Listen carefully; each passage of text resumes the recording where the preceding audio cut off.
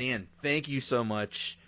I could talk to you for hours, and I always appreciate that you volunteered to be my very first guest on the podcast, and I always appreciate that.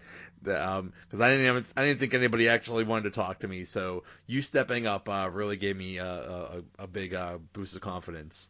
Well, in fairness, I was drunk at the time, so we're good.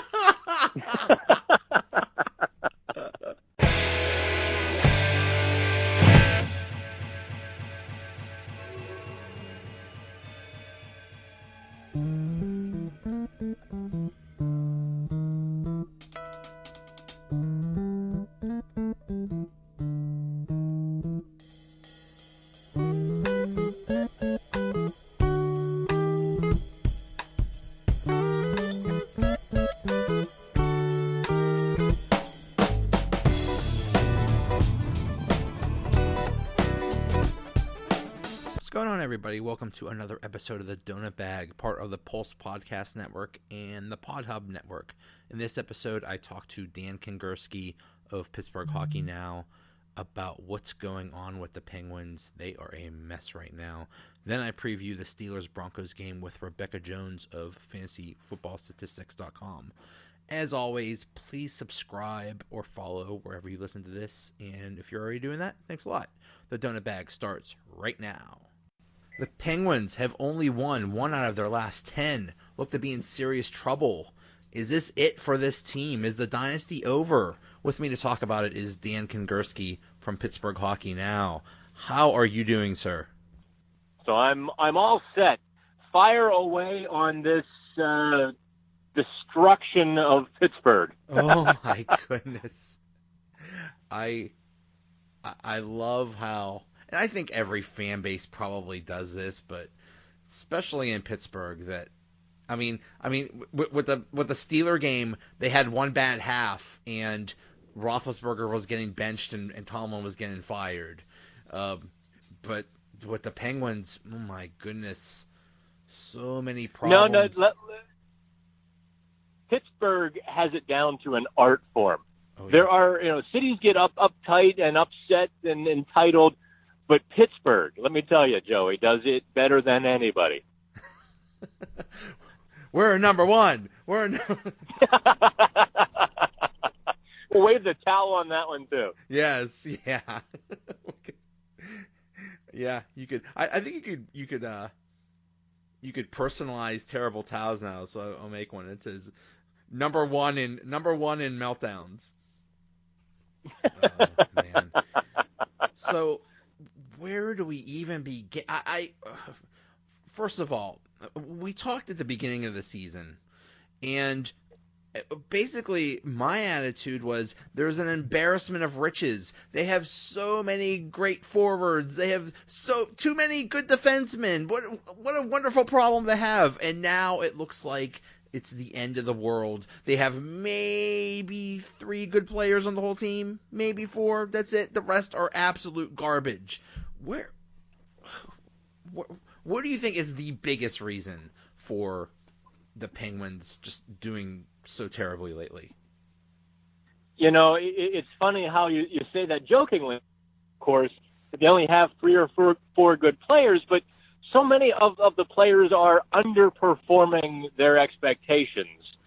Even guys who are filling the net and may like hot dogs, supposedly, jokingly, are playing some bad hockey lately.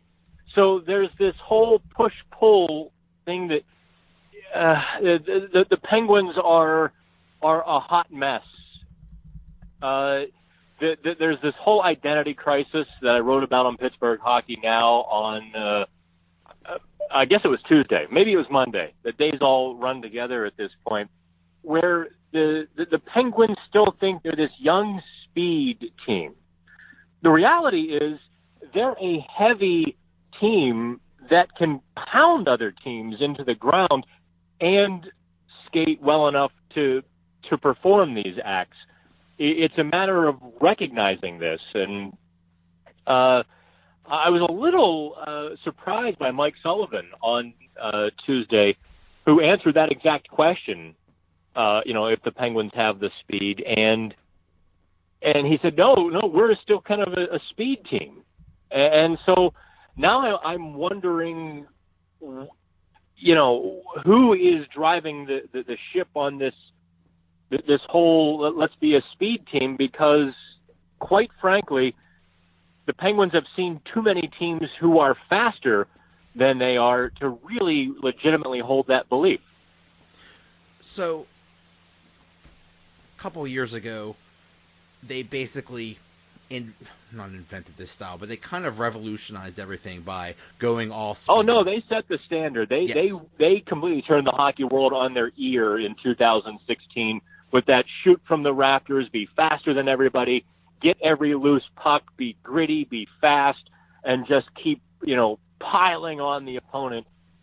You don't have to apologize for saying that they set the standard or were the first, the prototype, really. Right. So they set they lapped everybody in 2016, and then everybody caught on, and either because of age, change in personnel, everybody adopting that style. Now there's no way you could say that the Penguins are the fastest team, but like you're saying, they're not changing their style.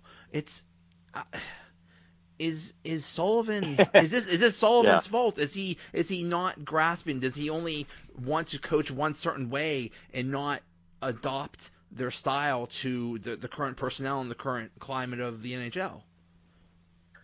Until Tuesday afternoon, I would have told you absolutely not. Sullivan is the solution, not the problem. After his post-practice press conference on Tuesday, when he defended the speed game, when he kind of wouldn't budge, and I'd asked Shelley Anderson, our number one reporter at Pittsburgh Hockey Now, to ask that question, and someone beat her to it. And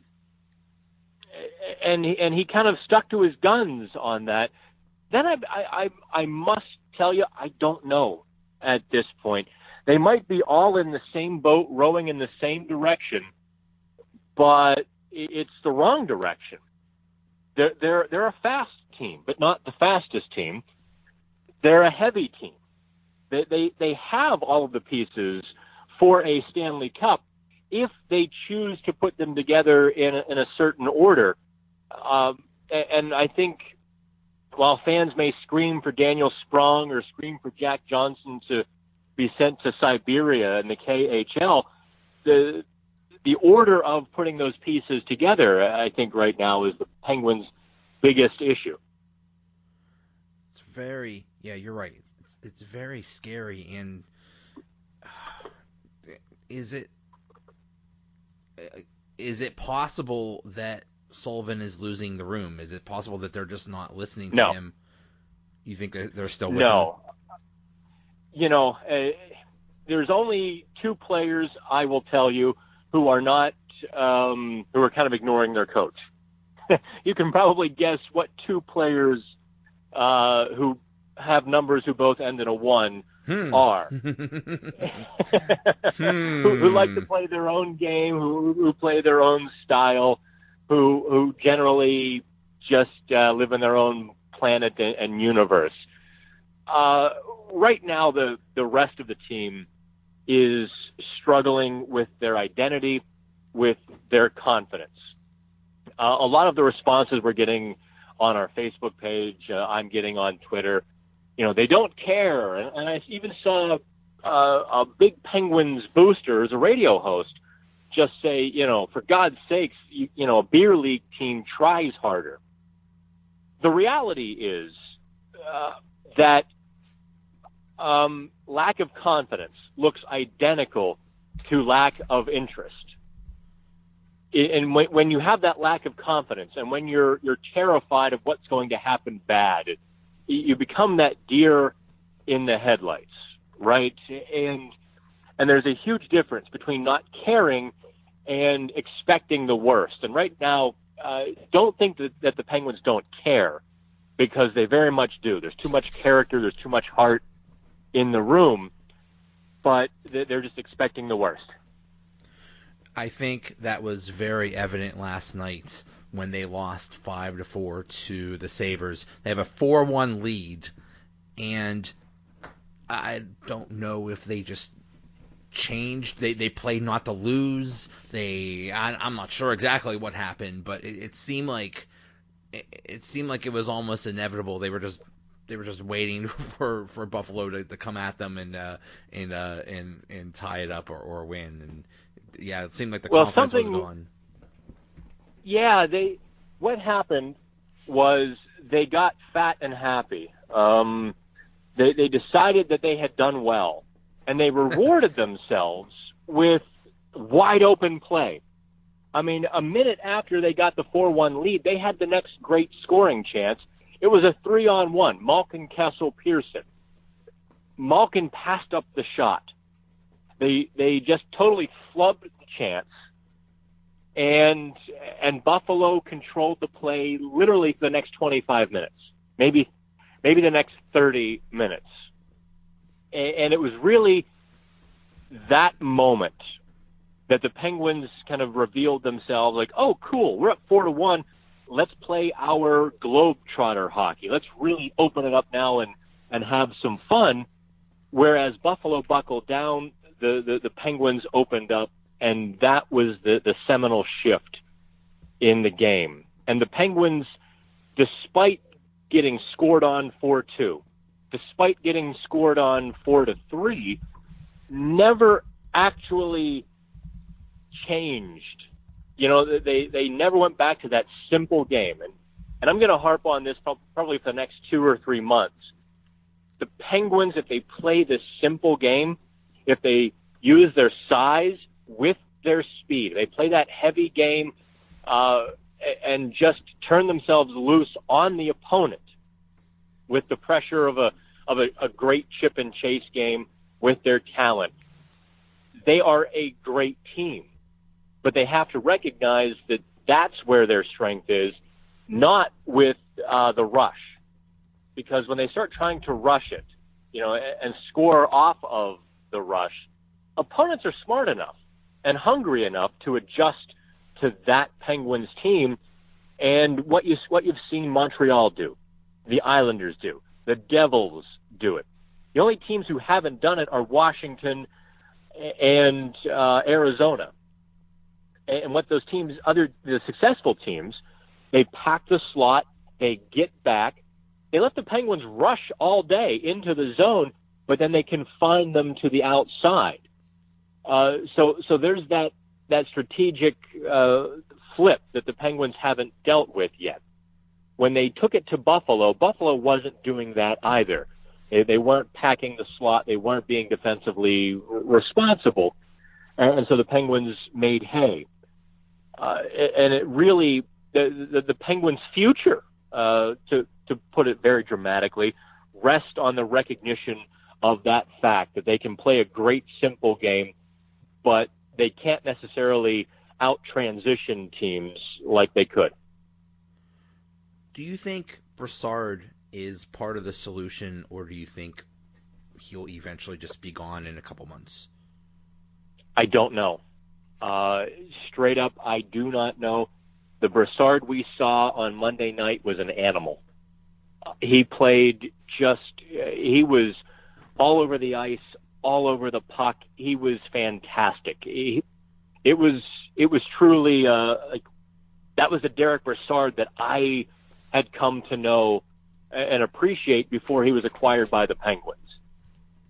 For whatever reason, obviously the reason's obvious, that third line center position does not get his juices flowing. He feels like a spare wheel or an unimportant cog down there on the third line. So you don't necessarily get, the Penguins haven't gotten the best Derek Brassard. If they can convince him to be the animal on the third line, look out. But I don't know the answer to your question yet. If that will happen, if it will take moving him to the left wing on Sidney Crosby's line, which he actually showed some hop and some great playmaking ability, which put Sid in a finishing role, which I kind of like. we'll see. But the answer to that